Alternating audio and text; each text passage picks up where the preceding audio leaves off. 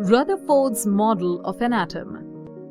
In this module, you will learn about Rutherford's model of an atom.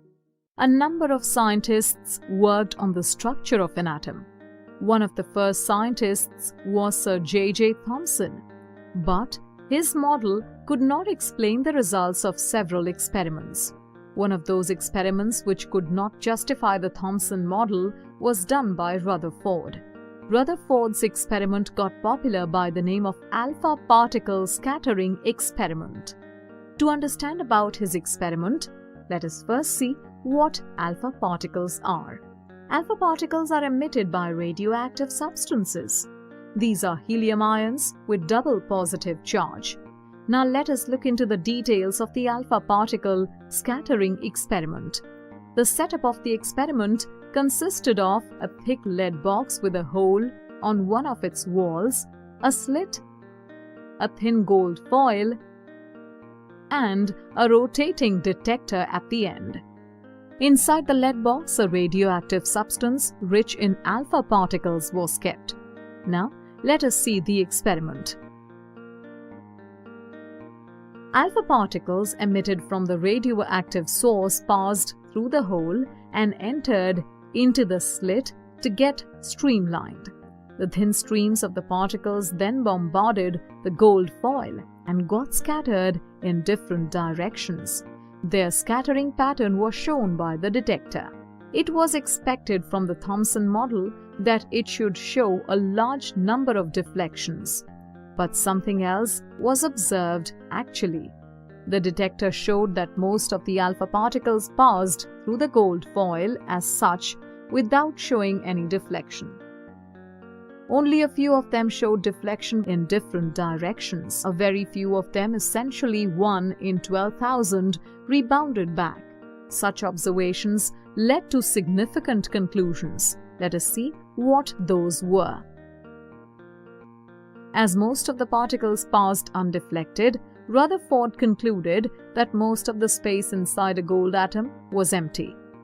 A few particles were deflected from their path by small angles, indicating that there must be a positively charged center, which was repelling alpha particles.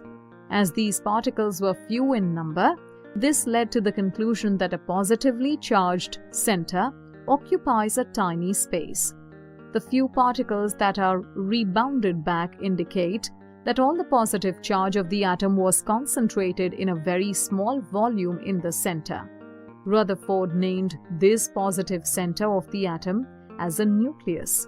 Looking at the proportion of the particles undeflected, deflected, and rebounded, and based upon some calculations, Rutherford concluded that most of the mass of an atom is concentrated in its nucleus. Based on all these conclusions, Rutherford suggested an atomic model, which was known as the nuclear model of atom. According to Rutherford's nuclear model, there is a positively charged center in an atom called nucleus, and all the mass of the atom is due to this nucleus.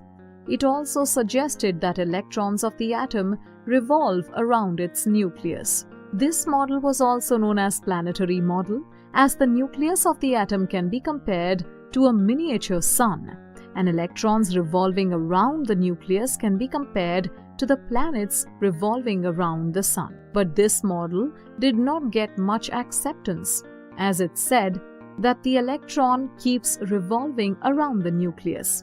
However, later it was found that any charged body while moving in a circular motion undergoes acceleration.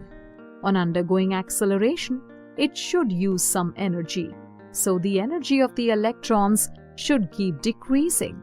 As a result, the path in which the electron is moving should keep becoming smaller, and thus, finally, it should fall into the nucleus, and hence the atom should collapse. So, the nuclear model could not explain the stability of the atom, and this was its major drawback. Let's recap. Rutherford gave a nuclear model of an atom which was based on his alpha particle scattering experiment. According to the Rutherford's model of an atom, all the positive charge and mass of an atom is concentrated at the center. The center of an atom is called the nucleus. The size of the nucleus is very small as compared to the size of the atom. The electrons of an atom revolve around the nucleus.